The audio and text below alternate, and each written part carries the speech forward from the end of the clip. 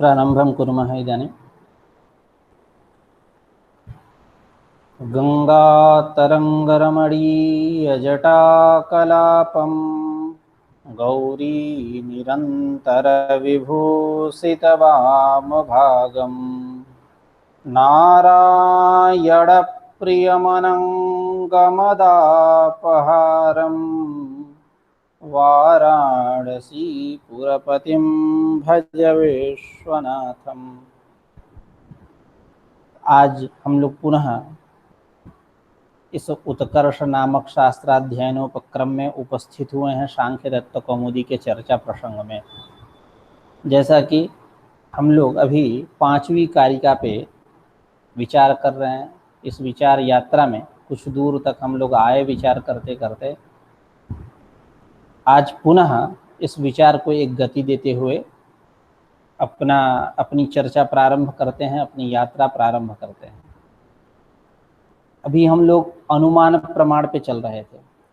5वीं कारिका है प्रतिविषयाध्यवसायो दृष्टम त्रिविधम अनुमानमाख्यातम तल्लिंग लिंग पूर्वकम आप्त श्रुतिराप्त वचनम। तो इसके पूर्व में हम लोगों ने यह विचार किया था, क्योंकि विशेष लक्षण जो होता है वो सामान्य लक्षण पूर्वक होता है। विशेष लक्षण क्या है, सामान्य लक्षण क्या है, जैसा कि सांख्य तत्व कौमुदीकार ने अनुमान के विषय में कहा था तल्लिंग लिंग पूर्वकम।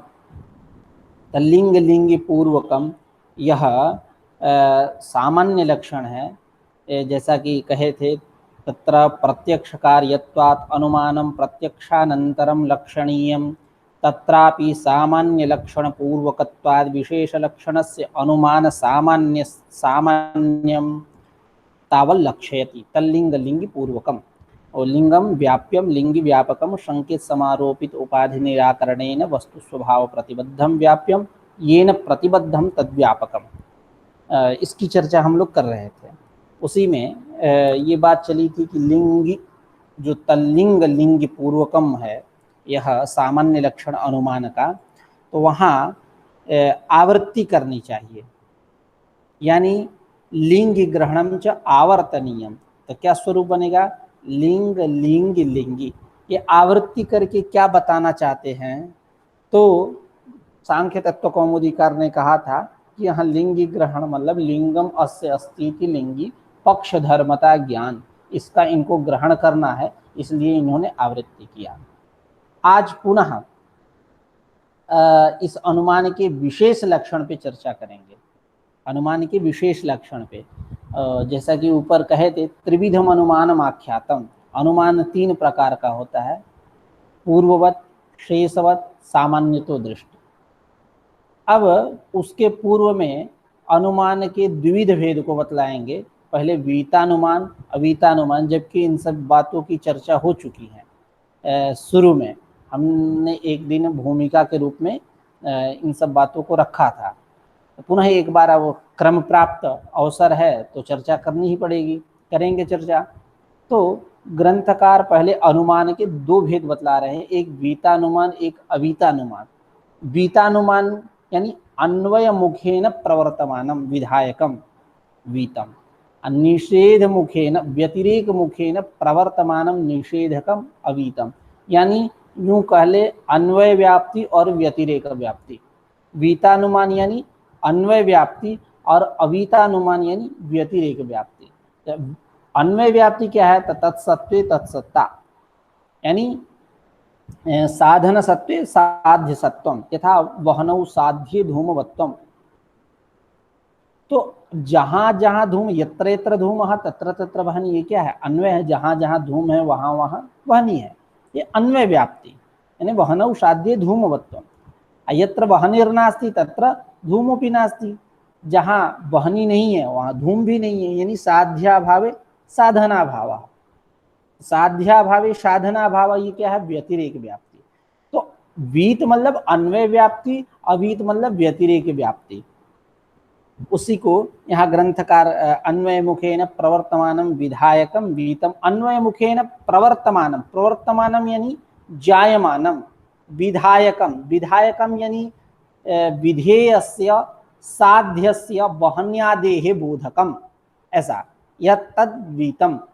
और व्यतिरेक मुखेन प्रवर्तमानम विधायकम अवीतम, व्यतिरेक मुखेन मतलब अभाव मुखेन, यत्र वहनिर्नास्ति तत्र धूमोपि नास्ति, जहाँ वहनी नहीं है वहाँ धूम भी नहीं है, यानी साध्याभावे साधना भाव। तो किसका अभाव? तो साधन रूप जो धूम है उसका अभाव यहाँ बतलाया जा रहा है।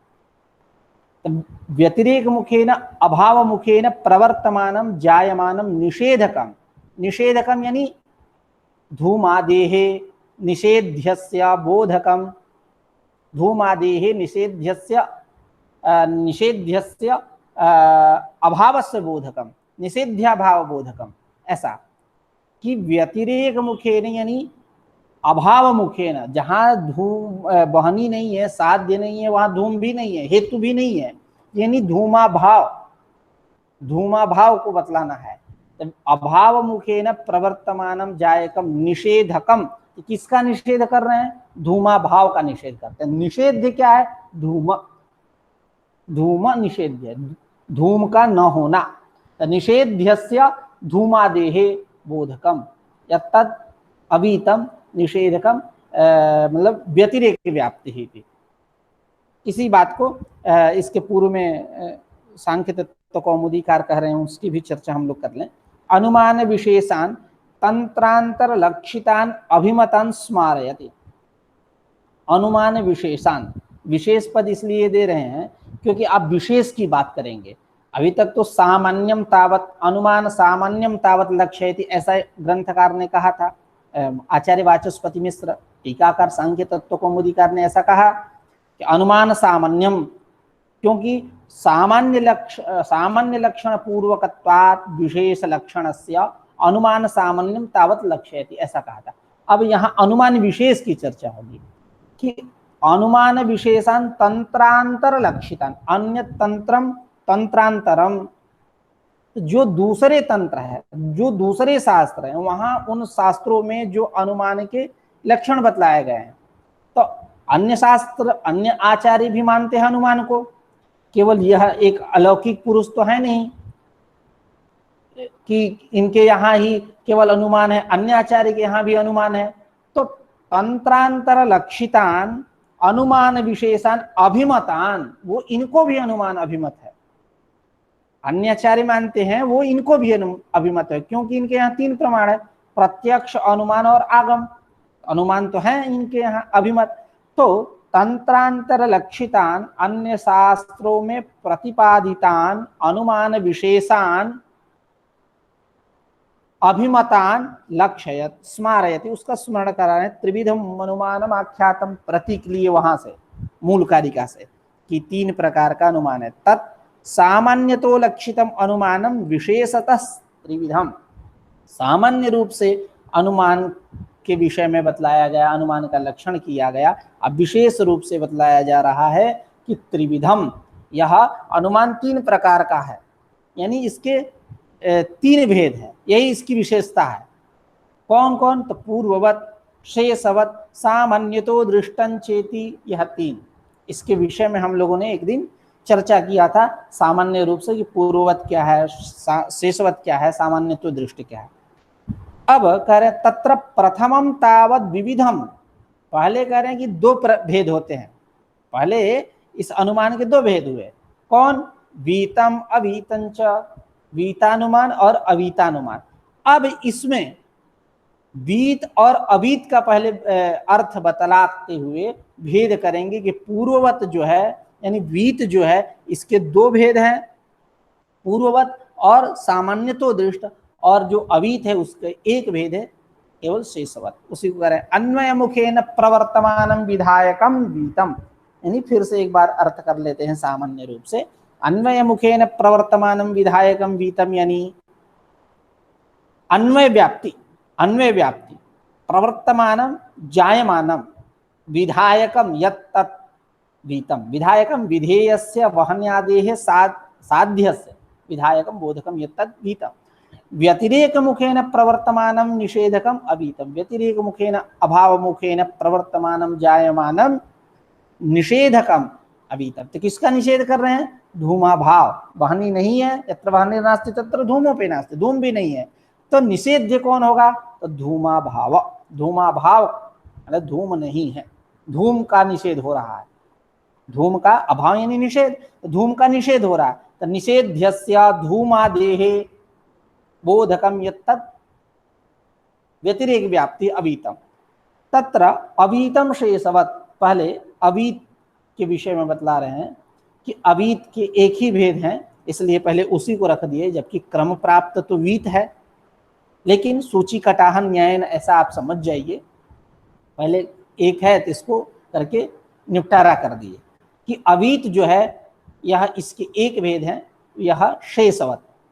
शेषवत मतलब पहले शेषवत में शेष का अर्थ कर रहे हैं, शिष्यते परिशिष्यते इति शेषः, जैसा कि व्याकरण में भी कहते हैं उक्तादन्य शेषः, शेषो घ्यसखी सूत्र में शेष उक्तादन्य शेषः जो बच गया। कारक में भी कहते हैं कारक प्रातिपदिकार्थ व्यतिरिक्त स्वस्वामी भावादि संबंधः शेषः, यही शेष है, शेषे षष्ठी होती है, प्राज्ञः पुरुषः। तो करेंगे शिष्यते परिशिष्यते इति शेषः, मतलब जो बच जाए उसको बोलते हैं शेष। यानी स एव विषयतया यस्य अस्ति अनुमान ज्ञान से तच्छेषवत। अब शेष से शेषवत की यात्रा की है। शेषवत का मतलब क्या? स एव शेषः विषयतया, यह शेष जो है विषय हो जिस अनुमान ज्ञान का, उसको हम अनुमान ज्ञान को क्या बोलेंगे? उस अनुमान को क्या बोलेंगे? शेषवत। पहले शेष का अर्थ क्या हुआ? शिष्यते परिशिष्यते इति शेषः, जो बच गया। सएव शेषः विषयतया अस्य यस्य अस्ति अनुमान ज्ञान से, यह शेष ही विषय है जिसका, जिस अनुमान का, उसको अनुमान को बोलेंगे शेषवत। यदाहु, जैसा कि इसको समझा रहे न्याय भाष्य दे करके, प्रसक्त प्रतिषेधे अन्यत्र अप्रसंगाच्च अवीत, अन्यत्र प्रसक्त प्रतिषेधे अन्यत्र अप्रसंगात् शिष्यमाणे संप्रत्ययः परिशेषः इति। यानी प्रसक्त प्रतिषेधे, प्रसक्त का प्रतिषेध हो, प्रसक्त का प्रतिषेध मतलब वो क्या, मतलब जो प्राप्त उसका प्रतिषेध, यानी संभावित का प्रतिषेध। और अन्यत्र अप्रसंगात्, अन्यत्र संभावित न होना, अप्रसंग होना, प्रसंगो नाम प्राप्ति, अन्यत्र अवस्थान न होना, अन्यत्र अप्राप्ति होना, अन्यत्र अप्रसंगात् शिष्यमाणे, बच जाने पर यह प्रत्यय, जो प्रत्यय है ज्ञान है, उसको हम बोलेंगे परिशेष। जैसे एक उदाहरण के माध्यम से इसको स्पष्ट करते हैं। जैसा कि शुरू में मैं बताया भी था, पुनः एक बार उसकी आवृत्ति कर लेते हैं। एक टेबल रखा हुआ है, उस पर 10 छात्र हैं और एक बड़ी सी कुर्सी रखी गई है, उस पर गुरुजी बैठे हैं। गुरुजी किसी काम के लिए उस कुर्सी से उठ के कहीं किसी प्रकोष्ठ में चले गए, और वहाँ मान लो उनका मोबाइल छूट गया, टेबल पे था, आए उधर से मोबाइल नहीं दिखा, तो उनको संभावना थी कि ये छात्र लिया होगा। तो उससे पूछे कि तुम लिए हो? तो कहा नहीं। तो प्रसक्त प्रतिषेध हो गया, संभावित का प्रतिषेध हो गया, संभावना थी कि लिया होगा, तो प्रसक्त प्रतिषेध। अन्यत्र अप्रसंगात, या यूं कह ले कि सबसे पूछ लिए, 10 छात्रों से पूछ लिए, जो वहां छात्र थे, जितने छात्र थे उस टेबल पर 10 थे, एक को छोड़ देते हैं, 9 से पूछ लिए, तुम लिए हो, तुम लिए हो, तुम लिए हो, तो सबने मिलके कह दिया नहीं, मैं नहीं लिया हूं। चाहे एक ही कशा सबने कह दिया कि मैं नहीं लिया हूं, तो जो बचा वही लिया होगा। यानी प्रसक्त प्रतिषेध होने पर, प्राप्त संभावित का प्रतिषेध होने पर, हाँ ये सब नहीं लिए हैं। अन्यत्र अप्रसंगात, अन्यत्र अप्रसंगा, कहीं मतलब इसके अलावा और कहीं जा ही नहीं सकता, वो यही है, इन्हीं 10 में से, और कोई था ही नहीं यहाँ, तो इन्हीं 10 में से कोई लिया होगा। तो 9 से पूछ लिए कि तुम लिए हो, तुम लिए हो, तुम लिए हो, तो सबने कह दिया कि नहीं लिया, तो बचा जो है वही लिया होगा। शिष्यमाणे यह संप्रत्यय स ये परिशेषः, इसी को कह रहे हैं प्रसक्त प्रतिषेधे, संभावित का प्रतिषेध होने पर अन्यत्र अप्रसंगात, अन्यत्र उसका सद्भाव न हो, अन्यत्र प्राप्ति न हो, तो शिष्यमाणे बचने पर यह असंप्रत्यय, जो संप्रत्यय है ज्ञान है, उसको बोलते हैं परिशेषा, मतलब वही लिया होगा। अस्य च अवीतस्य व्यतिरेकिणः उदाहरणम अग्रे अभिधास्यते। अस्य अवीतस्य व्यतिरेकिणः, तीनों समान अधिकरणेन अन्वित है। यह व्यतिरेकी रूप जो अवीतानुमान है, व्यतिरेकिणः अस्य अवीतस्य उदाहरणम अग्रे वक्ष्यते अभिधास्यते, आगे इसका उदाहरण कहेंगे अभी। अब इसके बाद क्रम प्राप्त द्वीत पे चर्चा कर रहे हैं। तो द्वीत के दो भेद हैं, पहले वो दो भेद बता रहे हैं, पूर्ववत सामान्यतो दृष्टंच। पूर्ववत और सामान्यतो दृष्ट। पूर्ववत क्या है, सामान्यतो दृष्ट क्या है? तो पहले सामान्य रूप से एक लक्षण दिमाग में बैठा लेते हैं, उसके बाद विस्तृत चर्चा करेंगे। पूर्ववत का मतलब दृष्ट स्वलक्षण सामान्य विषयम पूर्ववत। असामान्यतो दृष्ट मतलब अदृष्ट स्वलक्षण सामान्य विषयम। यानी पहले हम पूर्ववत की चर्चा करेंगे। दृष्ट स्वलक्षण सामान्य विषयम का तात्पर्य क्या है कि जिसका विषय पूर्व में इसका वही विषय होता है, ऐसे अनुमान का जिसका लक्षण पूर्व में दृष्ट हो। जैसे उदाहरण के तौर पे आप पर्वत पे बहनी का अनुमान करते हो, तो किस बहनी का अनुमान करते हो? बहनी सामान्य का अनुमान करते हो। बहनी विशेष जो है वो आपको रसोई घर में दृष्ट है, उसका लक्षण, उसका स्वरूप जो है आपको दृष्ट है। तो ये पूर्ववत हुआ। सामान्य तो दृष्ट क्या है? तो जैसे इंद्रिय विषयक अनुमान है। इंद्रिय विषय, इंद्रिया स्वयं अतीन्द्रिय है, वो कभी दृष्ट नहीं हो सकती। इसका विषय कौन है सामान्य तो दृष्ट का? कि अदृष्ट स्वलक्षण सामान्य विषय, जिसका स्वलक्षण स्वरूप पूर्व में दृष्ट न हो। हाँ, आपको कर्णता का ज्ञान हो सकता है, जैसे छेदन इत्यादि क्रिया करेंगे तो बसुला इत्यादि से काटेंगे तो वो कर्णता है, कर्णता का ज्ञान हो सकता है। इंद्रियों में भी कर्णता है, इसका ज्ञान हो सकता है, लेकिन यज्जातीय कर्णता का ज्ञान नहीं होगा। इंद्रिय जातीय कर्ण, अन्य कर्णता का ज्ञान होगा, केवल कर्णत्व सामान्य का ज्ञान होगा, कर्ण विशेष का ज्ञान नहीं होगा। इंद्रिय जातीय कर्णत्व विशेष का ज्ञान नहीं होगा। यही सामान्य तो दृष्ट। अब इसी को ग्रंथकार कह रहे हैं। द्वीतम द्वेधा पूर्ववत सामान्यतो दृष्टं चेति तत्रैकम एकम वीतम दृष्ट स्वलक्षण सामान्य विषयम यत् तत्पूर्ववत। यह पूर्ववत अनुमान है, यानी वीत है। क्या कि इसका विषय वही होता है कि जिसका स्वलक्षण, स्वलक्षण मतलब उसका लक्षण मतलब क्या होता है? परिचय हिंदी में। जिसका लक्षण स्वरूप पूर्व में दृष्ट हो, प्रत्यक्ष हो, मतलब उसको जाना गया हो। बहनी को, बहनी विशेष को आप देख चुके हो रसोई घर में।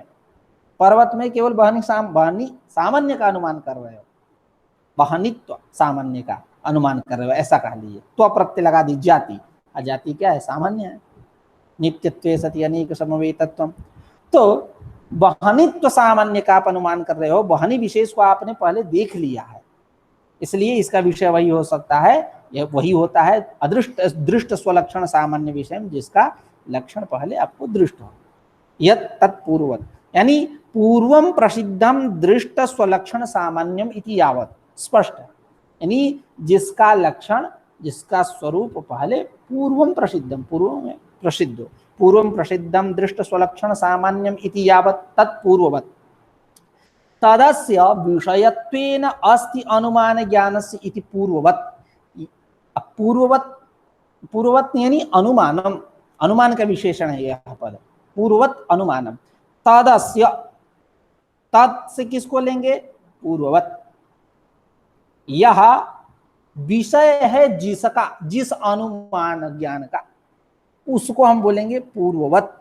यानी तदस्य मतलब दृष्ट स्वलक्षण सामान्य विषयम, तद विषयत्वेन, यह विषय है अस्य अनुमान ज्ञान से, षष्ठी षष्ठी जोड़िए, यानी तद मतलब दृष्ट स्वलक्षण सामान्य विषयम प्रथमांत, यह विषय है जिस अनुमान ज्ञान का, उसको बोलेंगे पूर्ववत।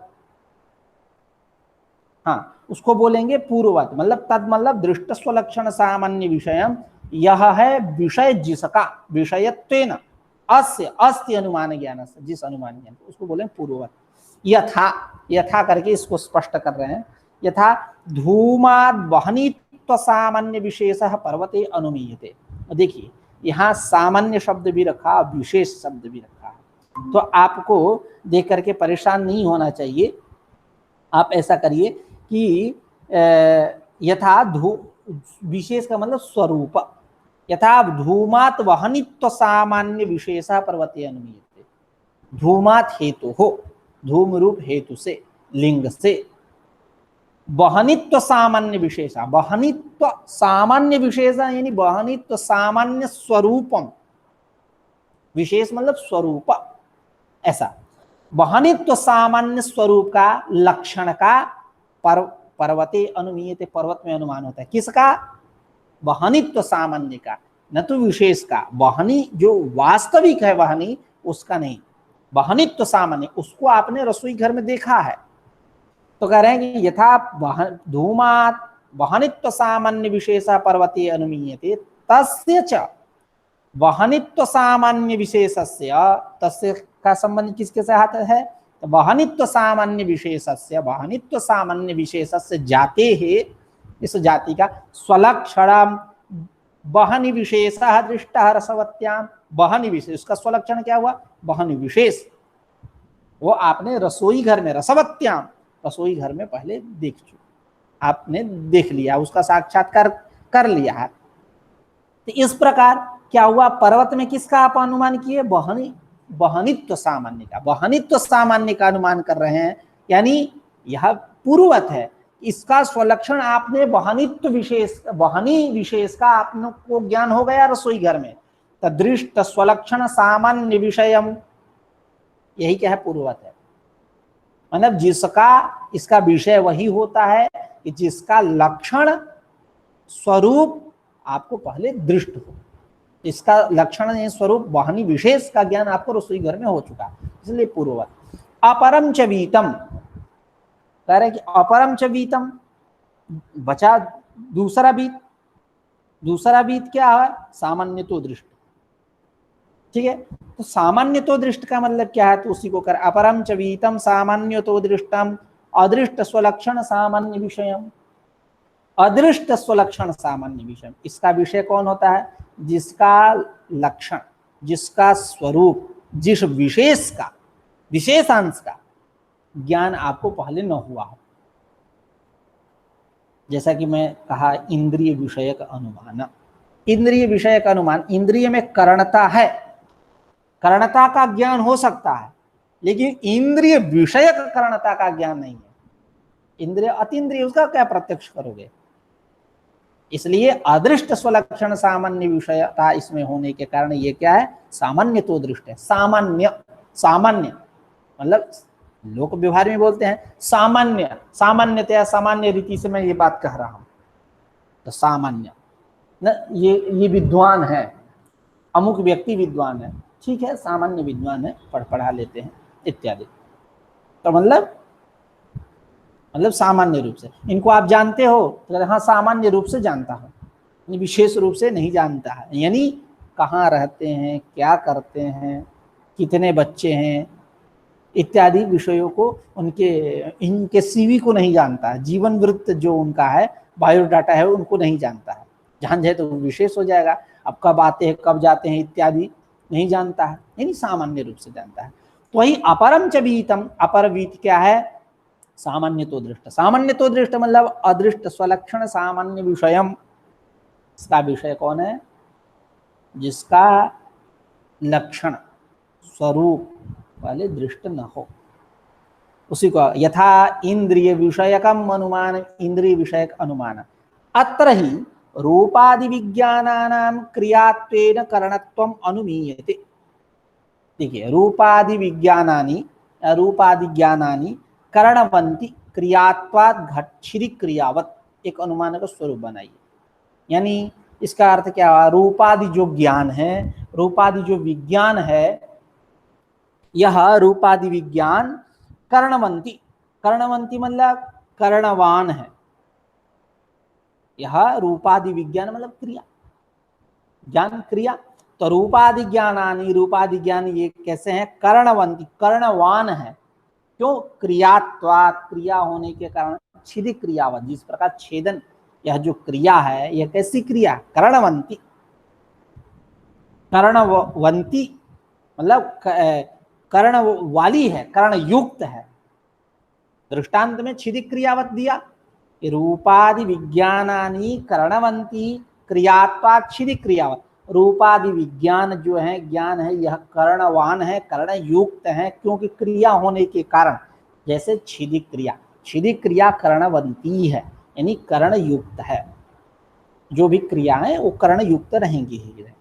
तो यथा इंद्रिय विषय का अनुमान, अत्र ही रूपादि विज्ञानम, यह रूपादि जो विज्ञान है, रूप रस इत्यादि का, रूपादि विज्ञानम क्रियात्वेन करणत्वम अनुमीयते, उसमें क्या है, क्रिया होने के कारण उसको, उसमें करणत्व का अनुमान करेंगे कि यह कर्णवती है, मतलब कर्णवान है यह रूपादि विज्ञान। तो रूपादि विज्ञानम क्रियात्वेन, क्रिया होने के कारण कर्णत्वम अनुमीयते, उसमें कर्णत्व का अनुमान होगा। यद्यपि अब आ रहे हैं अपने ट्रैक पे, अदृष्ट स्वलक्षण सामान्य विषय। ये तो कह दिए कि रूपादि विज्ञान है, ये क्रिया होने के कारण उसमें कर्णत्व का अनुमान होगा कि कर्णवान है, कर्णवत्व का।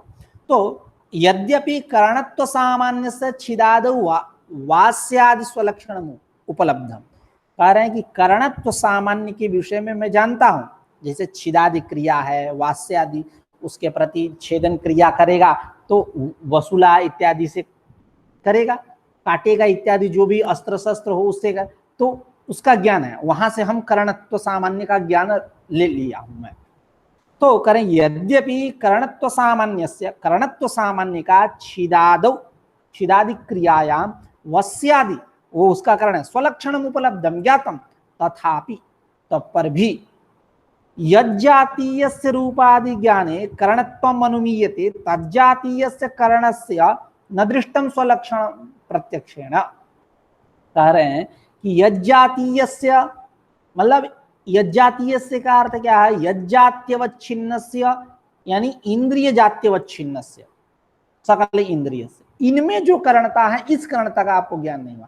कारण सामान्य का आप ज्ञान कर लिए, वो उस छिदि क्रिया के प्रति वसुला इत्यादि कर्ण है, इसका आपको ज्ञान हो चुका, लेकिन यज्जाति तथापि यज्जातीयस्य इंद्रिय जातीयस्य इंद्रिय जात्यवच्छिन्नस्य, इंद्रिय यज्जातीयस्य का अर्थ कर रहे हैं यज्जात्यवच्छिन्नस्य यानी इंद्रिय जात्यवच्छिन्नस्य मतलब सकलस्य इंद्रियस्य, रूपादि विज्ञाने, रूपादि विज्ञान में कर्णत्वम अनुमीयते, कि इस रूपादि का कर्ण यह इंद्रिय है, आंख से देख करके बता रहा हूं कि यह पीला है, यह नीला है, यह लाल है, तो उसके पीला नीला यह जो ज्ञान हो रहा है उसके प्रति यह आंख कर्ण हुआ, रूपादि का विज्ञान करना है, तो उसके प्रति यह ज्ञान, कर्णत्व सामान्य का हमने ज्ञान कर लिया है कि अन्य क्रिया के प्रति छेदादि जो छिदि क्रिया है उसके प्रति वसुला इत्यादि कर्ण है, लेकिन इसके प्रति यह कर्ण है, एतद विषय का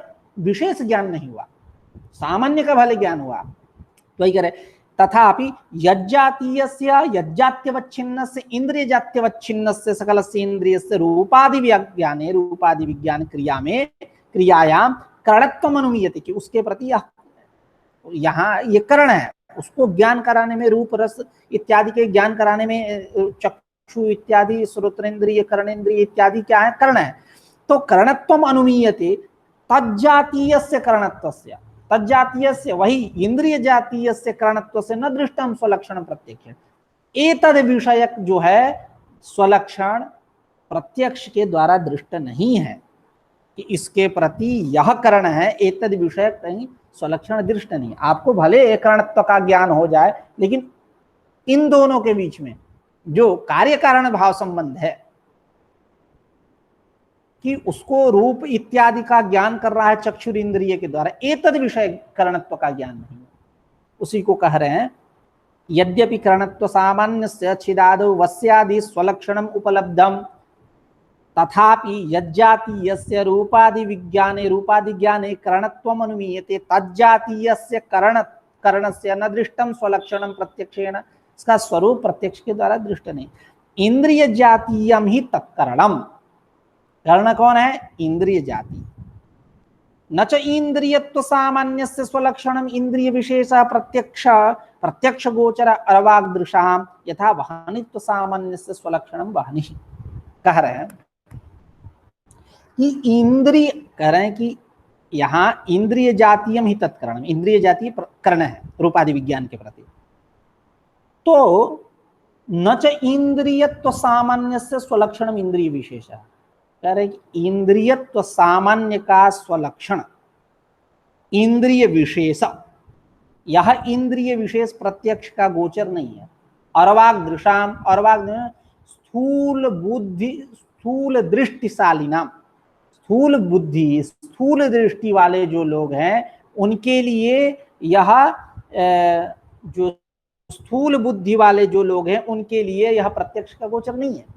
यानी इसका क्या मतलब है कि इंद्रियत्व सामान्य का, क्योंकि उसमें करणता है, करणता का हमने ज्ञान कर लिया, इंद्रियत्व सामान्य का स्वलक्षण यानी इंद्रिय विशेष, यह इंद्रिय विशेष प्रत्यक्ष का गोचर नहीं है स्थूल बुद्धि वालों के लिए, क्योंकि इंद्रिय कैसी रहती है, अतीन्द्रिय। यथा वहनित्व सामान्य से स्वलक्षणम वहनि, जैसा कि वहनित्व सामान्य का जिसका हम अनुमान करते हैं पर्वत में, इस वहनित्व सामान्य का स्वलक्षण वहनि विशेष आप रसोई घर में देख लिए हो, ठीक उसी प्रकार यदि आप कहो कि इंद्रियत्व सामान्य का स्वलक्षण इंद्रिय विशेष प्रत्यक्ष का गोचर है स्थूल बुद्धि वालों के लिए, तो नहीं कह सकते। योगी के लिए है, हम लोगों के लिए नहीं, क्योंकि इंद्रिय स्वयं इंद्रिय है।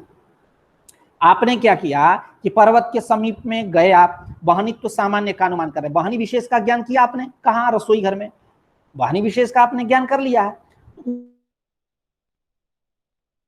उसी पर इंद्रिय विशेष ये सब जो दिख रहा है आइए प्रत्यक्ष का गोचर है, तो आप ऐसा नहीं कह सकते। इंद्रिय स्वयं अतीन्द्रिय हैं, स्थूल बुद्धि वाले स्थूल दृष्टि वाले इसका प्रत्यक्ष क्या करेंगे। वही कह रहे हैं कि न च इंद्रियत्व सामान्यस्य स्वलक्षणम इंद्रिय विशेष, इंद्रियत्व सामान्य का लक्षण स्वलक्षण इंद्रिय विशेष प्रत्यक्ष गोचर है, न प्रत्यक्ष का गोचर नहीं है अरवाग्दृशाम स्थूल बुद्धि वालों के लिए। यथा जैसे वहनित्व सामान्य का स्वलक्षण वहनी विशेष प्रत्यक्ष गोचर है, ठीक उसी प्रकार यहां यदि कहो कि वह इंद्रियत्व सामान्य का स्वलक्षण इंद्रिय विशेष प्रत्यक्ष है, तो नहीं कह सकते स्थूल बुद्धि वालों के लिए। सोयम पूर्ववतः सामान्यतो दृष्टात् सत्यपि वीतत्वेन तुल्यत्वे विशेषः, कह रहे हैं कि स्वयं विशेष है, यही विशेषता है। क्या विशेषता कि वीतत्वेन दोनों एक है, पूर्ववत और सामान्य तो दृष्टि, यह दोनों वीतत्वेन, वीतत्व का चादर इन दोनों पे चढ़ा हुआ है, दोनों एक बैनर तले हैं, दोनों वीत पद के द्वारा जाने जाएंगे, पूर्ववत और सामान्य तो दृष्ट। लेकिन यही विशेषता है, एक दृष्ट स्वलक्षण सामान्य विषय वाला है, एक अदृष्ट स्वलक्षण सामान्य विषय वाला है। वीतत्व का चादर आवरण दोनों पे है, लेकिन विशेषता यही है। स्वयं विशेषः पूर्ववतः षष्ठ्यंत सामान्य तो दृष्टात् पंचम्यंत सत्यपि वीतत्वेन तुल्यत्वे, मतलब वीत के साथ तुल्यता होने पर भी इन दोनों में सामान्य तो दृष्टात् पूर्ववत सोयम विशेषः, सामान्य तो दृष्ट अनुमान से पूर्ववत का यही विशेष है, यही अंतर है। क्यों पूर्ववत क्या है, वो दृष्ट स्वलक्षण सामान्य विशेष, आइए अदृष्ट स्वलक्षण सामान्य। अत्र च दृष्टम दर्शनम, कह रहे हैं कि दृष्ट का मतलब क्या, सामान्य तो दृष्ट में दृष्ट पद है, अब व्याख्या करो दृष्ट का मतलब क्या था, करे दृष्ट मतलब दृष्टम दर्शनम यानी ज्ञानम।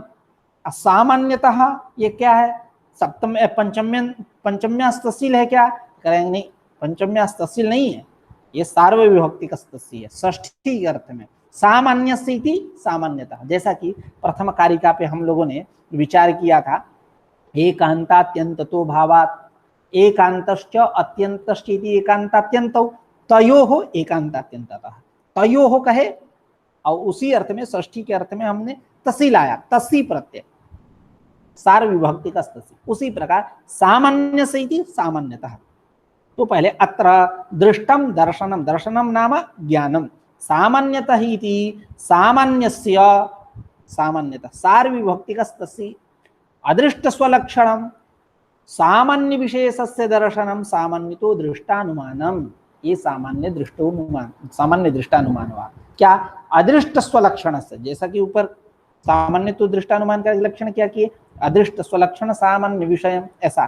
तो अदृष्ट स्वलक्षण से यानी सामान्य विशेष से, दोनों षष्ठी षष्ठी, अदृष्ट स्वलक्षण से सामान्य विशेष से दर्शनम ज्ञानम सामान्य तो दृष्टानुमानम इत्यर्थः। सर्वं च एतद् अस्माभिर्न्यायवार्तिक तात्पर्य टीकायां व्युत्पादितम् इति नेह उक्तम विस्तर भयात्। सर्वं च एतद्, इन सारी बातों को मैंने वाचस्पति मिश्र ने कहा न्यायवार्तिक तात्पर्य टीका, जो न्याय के ऊपर टीका है, षट दर्शन केसरी, ये सारे दर्शनों पे है, विशेषता आस्तिक दर्शनों पे टीका है। तो यह सर्वम च एतद्, यह सारी बात न्यायवार्तिक तात्पर्य टीका में आचार्य वाचस्पति मिश्र के द्वारा प्रतिपादित की गई है, व्युत्पादित की गई है। नेह उक्तम विस्तर भया, यहाँ उन सब बातों की चर्चा नहीं कर रहे हैं। क्यों? विस्तर भया, विस्तार हो जाएगा, विस्तार के डर से।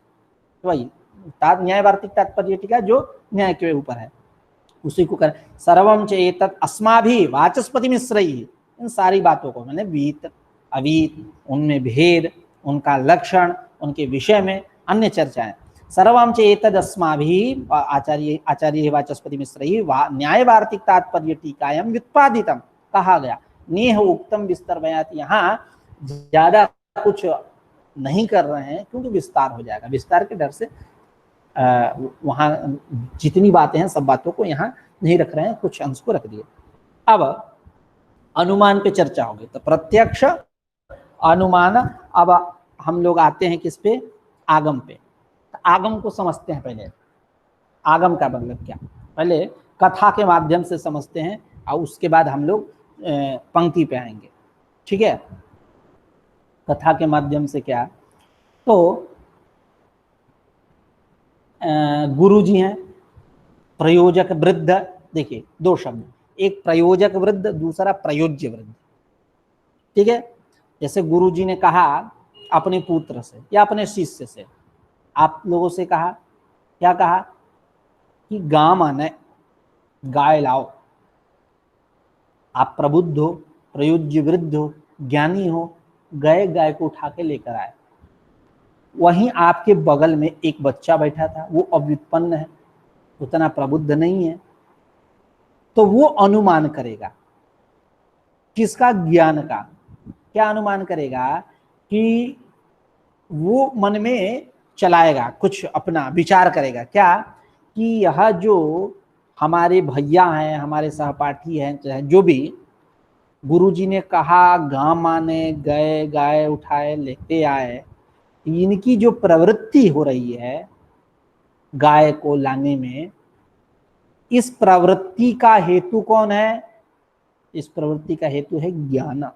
और वो ज्ञान कैसे उत्पन्न हुआ? शब्द को सुन करके। जब गुरुजी बोले नहीं तब तक बैठा था, गुरुजी बोल दिए तब जाकर लेते आया। तो यह जो प्रवृत्ति हो रही है, इस प्रवृत्ति का हेतु कौन हुआ? ज्ञान। और यह जो ज्ञान कैसा हुआ? शब्द जन्य है। तो शब्द जन्यत तो उस ज्ञान में है, इसका अनुमान करेगा, उस ज्ञान का अनुमान करेगा। उसके बाद आगे फिर कि शब्द बोला तो शब्द है, उसमें पद है, पदार्थ है, उसमें प्रकृति प्रत्यय है, इन दोनों का कोई संबंध है, उस संबंध को भी जाना और जाना कि यह पद गाम पद जो है शासनादिमतिम, इस अर्थ को बोध करा रहा है। शासनादिमान जो गाय है उसको बोध, अमुक पद इस अर्थ में सक्त है, यह उसको ज्ञान होगा। तो क्या किया बैठे बैठे? पहले क्या कि इसकी प्रवृत्ति हो रही है उसके प्रति, यह ज्ञान कारण है। यह ज्ञान कब उत्पन्न हुआ? शब्द सुनने के बाद उत्पन्न हुआ। शब्द जनित यह ज्ञान है, इसका अनुमान कर रहा है, ठीक है। शब्द जनित ज्ञान है, इसका अनुमान है। शब्द में भी क्या किया कि वहां कि इस पद का इस प्रत्यय के साथ यह संबंध है, इस प्रकृति यह प्रत्यय है, इस दोनों का यह संबंध है, कर्मत्व क्रियात्व रूप संबंध है इत्यादि, यह पद अमुक अर्थ को देने में समर्थ है इत्यादि विषयों के चर्चा किया, जाना। तब उसको क्या ज्ञान हुआ कि गुरुजी ने बोला, जाकर लेते आया। यानी यह जो ज्ञान हुआ वो शब्द जनित हुआ, शब्द जनित, शब्द जनित यानी वो आगम, यह अनुमान किया इस ज्ञान का। तो यह जो आगम है, यह आगम कैसा है? अनुमान पूर्वक है, अनुमान पूर्वक है, यानी एक लंबी सी प्रक्रिया है। केवल गाम आने कह देने से किन बात का कैसा ज्ञान हुआ कि अनुमान पूर्वक यह आगम है। आगम यानी शब्द, शब्द प्रमाण, आप्त श्रुति राप्त वचन, तो जैसा कि कहेंगे। तो गुरुजी ने बोला, उसकी प्रवृत्ति हुई, प्रवृत्ति के हेतु हुआ ज्ञान। यह ज्ञान कैसा है? शब्द जनित है। शब्द जो है प्रकृति प्रत्यय इन दोनों के संबंध, कारक क्रिया इन दोनों के संबंध को समझा, और यह पद इस अर्थ में शक्त है, यह अर्थ पद इस अर्थ को दे रहा है इत्यादि जाना। तब उसकी प्रवृत्ति हुई, वो गया, गाय को लेते आया। तो ये बैठे बैठे वो जो पास वाला था ये सब सोच रहा है। तो उसको एक बात स्पष्ट हुई कि यह जो ज्ञान है, यह ज्ञान शब्द जनित है, जिसका मैं अनुमान कर रहा हूं यह शब्द जनित है। शब्द सुना तभी हुआ। तो इसका मतलब क्या? अनुमान पूर्वक वह शब्द, अनुमान पूर्वक वह आप्तागम है। आप्तागम यानी शब्द, यानी आगम प्रमाण, अनुमान पूर्वक है, इसका ज्ञान हुआ। उसी को कह रहे हैं कि प्रयोजक वृद्ध शब्द श्रवण समनंतरम। प्रयोजक वृद्ध जो बोलने वाला है गुरुजी, प्रयोजक वृद्ध के शब्द के श्रवण के बाद प्रयोज्य वृद्ध प्रवृत्ति हेतु, प्रयोज्य वृद्ध जो प्रवृत्त हो रहा है, शिष्य पुत्र, उसके प्रवृत्ति का हेतु जो ज्ञान, वह ज्ञान कैसा? अनुमान पूर्वकत्वात्। प्रवृत्ति हेतु ज्ञान अनुमान पूर्वकत्वा शब्दार्थ संबंध ग्रहण से स्वार्थ संबंध ज्ञान सहकारिणश्च इत्यादि। यानी प्रयोज्य वृद्धि के प्रवृत्ति का हेतुभूत जो ज्ञान, यह अनुमान पूर्वकत्वात् शब्दार्थ संबंध, मतलब यह जो शब्दार्थ ज्ञान है, आगम ज्ञान है, यह आगम ज्ञान कैसा हुआ?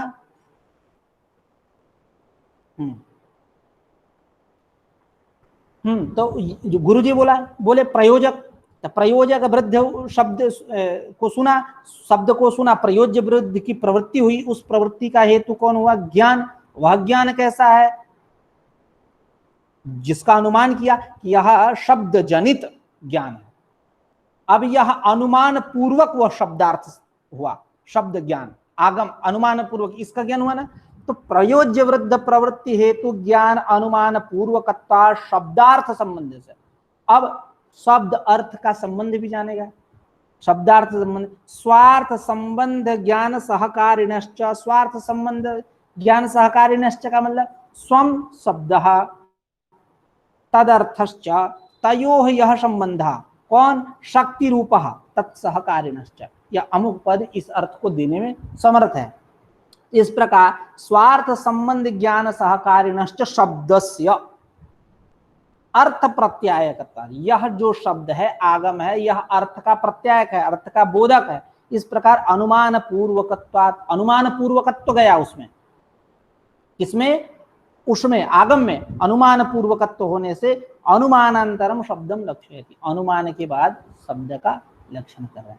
एक बार यह अर्थ करते हैं कि प्रयोजक वृद्ध के शब्द सुनने के बाद प्रयोज्य वृद्ध की जो प्रवृत्ति, उस प्रवृत्ति का हेतुभूत जो ज्ञान, वह ज्ञान कैसे आ रहा है? तो अनुमान पूर्वकत्वा शब्दार्थ संबंधस्य, अनुमान किया है उस ज्ञान का कि यह वाक्य जनित है।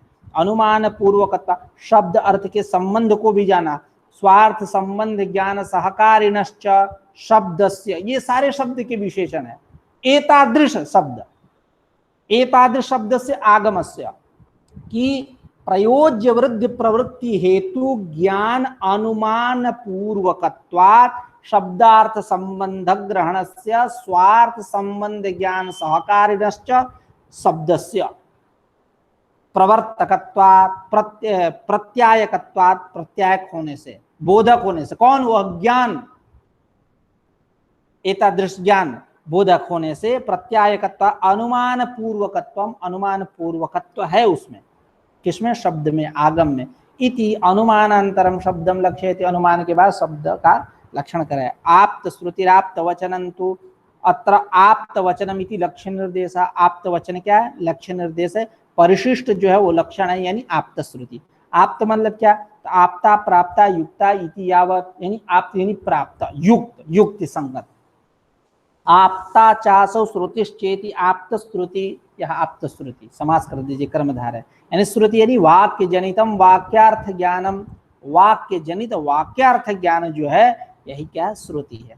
तच्च स्वतः प्रमाणम, यह श्रुति के, यह तच्च, तच्च मतलब वाक्य जनितम वाक्यार्थ ज्ञानम, यह वाक्य जनित वाक्यार्थ ज्ञान जो है स्वतः प्रमाण है।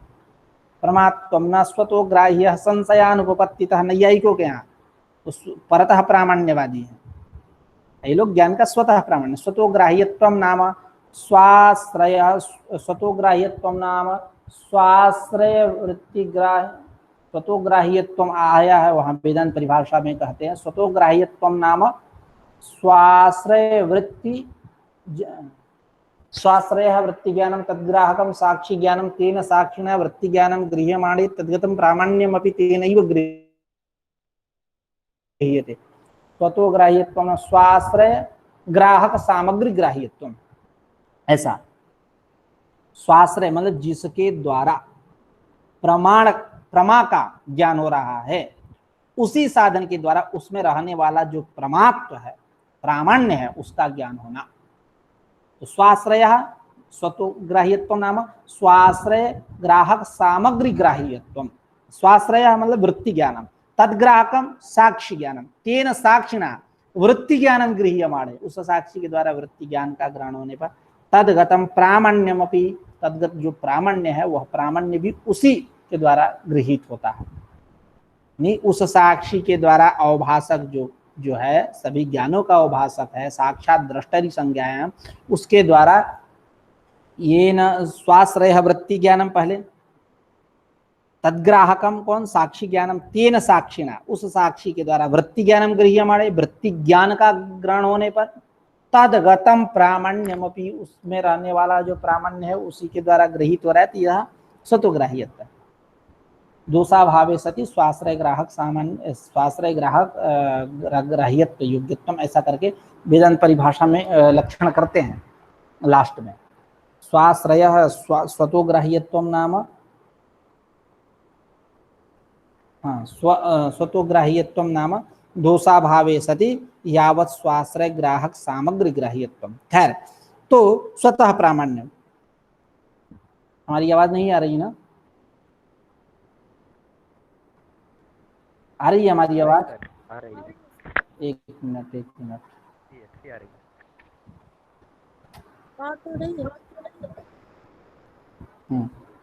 चलिए।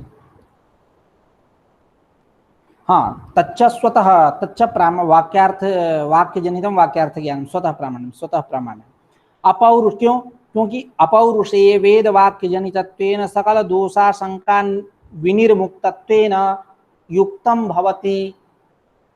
कह रहे हैं कि यह इसलिए स्वतः प्रामाण्य है वाक्य जनित वाक्यार्थ ज्ञान, क्योंकि अपौरुषेय जो वेद को अपौरुषेय मानते हैं। अपौरुषेयता क्या है, तो सजातीय उच्चारण सापेक्ष उच्चारण विषयत्व, यथा पूर्व अकल्पयत, जैसे पहले था वैसा ही वेद है।